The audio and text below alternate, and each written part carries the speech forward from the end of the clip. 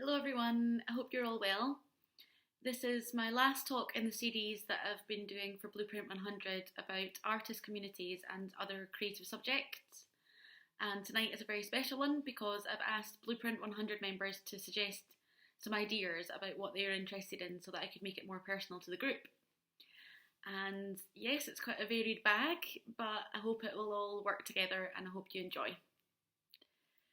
So we're going to begin with a very interesting question from Emily Took about when the Victorians decided that artist and scientist were a different thing. And I actually wasn't aware that they used to think that they were the same thing, so this has been quite interesting to find out.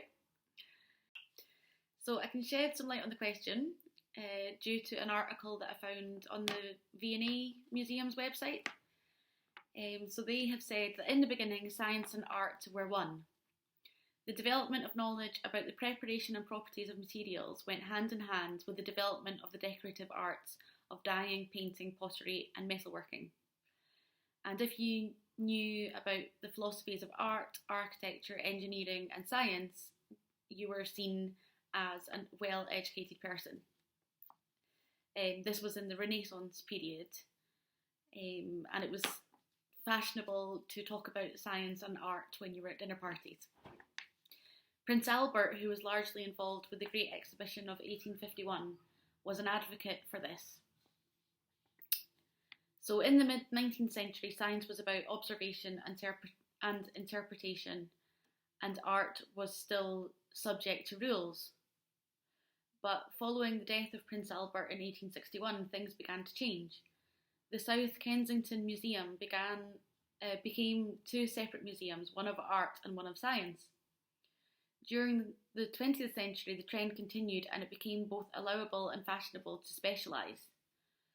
To facilitate specialisation, school and university curricula made it nearly impossible to study arts and science subjects together, which had been done in the past. So in short, the reason why they became seen as different things is because museums and schools split them into different specialisms and because there seem to be more notable differences between the two. Personally, I feel that art and science are both very creative subjects, and maybe it's time that we looked more at their similarities again. On to some of the other suggestions that were made by Blueprint 100 members, and there's actually a bit of a crossover between them.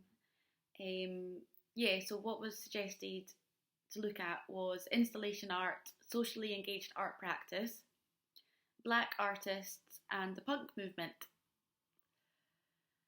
And one of the social artists suggested is a black artist and creates installation art. His name is T.S. Gates, I hope I'm saying that correctly, and he was born in Chicago in 1973.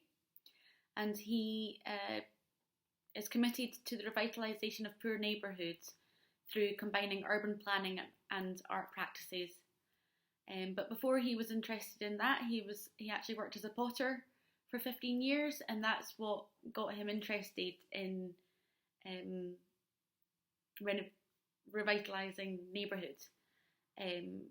Because he said that as a potter, you start to learn how to shape the world and create something out of nothing.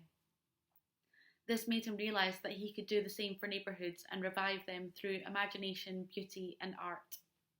An interesting fact that I'm sure Katie, who suggested this idea, will enjoy is that in the early 2000s, for some events that he was doing, he invited people to come and have dinner with him and eat dinner off of the plates that he'd designed himself. And they would eat together and discuss important issues about their neighbourhood. Also something that's similar to Dumfries is that he is well known for his architectural projects, and the biggest one of these is called the Dorchester Project, which is similar to the Mid-Steeple Project in Dumfries. The Dorchester Project began in 2006 when he bought an abandoned building in Chicago. He collaborated with architects and designers, and they turned this empty, useless space into an amazing, buzzing and very useful place where local people can do all sorts of interesting things. They can borrow books and music from the library in the building.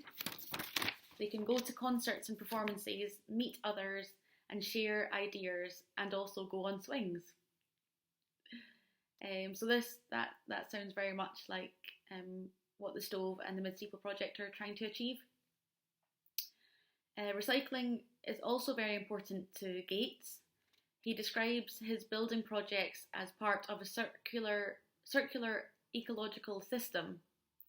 As well as recycling found materials for the renovation of his buildings, the building work itself is paid for entirely by selling sculptures and artworks he makes from old bits and pieces he finds inside the buildings.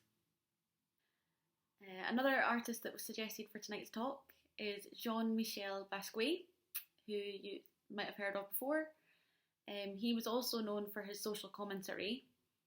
He focused on dichotomies such as wealth versus poverty, integration versus segregation, and inner versus outer experience.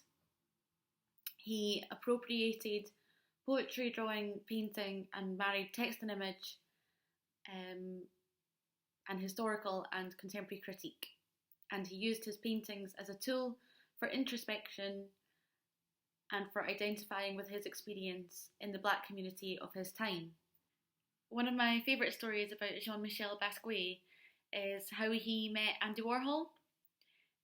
So in his early career, him and another artist friend called Jennifer Stein would create collages together, and then they would reproduce them as postcards, and then they would just go out on the street and sell them for $1 each. And one of the days that they were out and about selling these postcards, they seen Andy Warhol sitting in a restaurant along with an art critic. And Jean-Michel, who had been a fan of Andy Warhol for a number of years, got very excited and decided to just go into the restaurant and ask them if they wanted to buy one of their postcards. So the art critic was not very impressed, but Andy decided to buy one of Jean-Michel's postcards and was quite intrigued by this young Black artist. And then over the next number of years, they became really close friends, and they both sort of influenced each other's work. So I was just always so impressed by Jean-Michel's confidence to just go in there and ask Andy if he wanted a postcard. This sort of confidence to sort of go against the norm and do it yourself is also the same as the start of the punk movement, which was also suggested by Livy for tonight's talk. So she was wondering, how did the punk movement sort of influence art styles and the art world?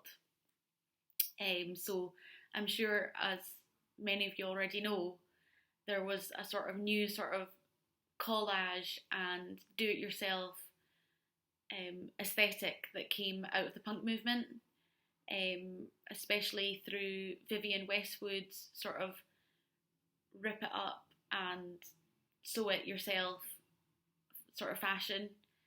And then there was also the zines that people would produce themselves.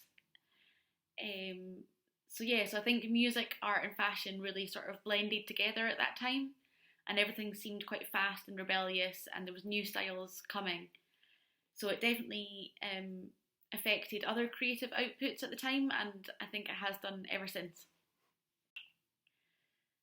Last but not least, I'm going to say a little bit about installation art, which was Jordan's suggestion for tonight. So installation art is similar to sculpture because it involves creating three-dimensional artworks, which can be made out of any material, but the material is usually chosen because it relates to the theme of what the artist is trying to say. So it could be everyday collected materials, natural materials, all sorts of things. It's also become quite common to incorporate video projections and virtual reality into installations to make them more immersive and interactive. So I don't know if any of you seen, but either last year or the year before in Paris, there was this huge installation of Van Gogh's paintings, and they were all projected and moving, so it was like you could actually step into the painting. If you're looking for inspiration for installation art, something that I would suggest to look up is Burning Man, which is a festival in the Nevada desert in America. And every year, people that are going to the festival create these amazing sculptures and installations. And when you look it up, there's just an endless amount of different ones that have been made. And it's quite amazing because these are all made just for a temporary festival, but they're so detailed and gigantic in size. So you can see some coming up on the screen right now, and they're just so amazing. And one last example that's a bit closer to home is the Nith Light installation that Emily Took and her team of helpers created last year for Nithraid. And yeah, it looked fantastic when it was all lit up at night next to the Nith. So that brings us to the end of the Viewer's Choice Night. I hope you've all enjoyed it and learnt something new. It's been really enjoyable to look up all your different interests, and I've definitely learnt something from them. So thank you Blueprint100 for inviting me to do these talks. They're all still on the website, so if you haven't checked them out, then please feel free to go back and watch them. Yeah, I hope to see you all sometime soon. Bye.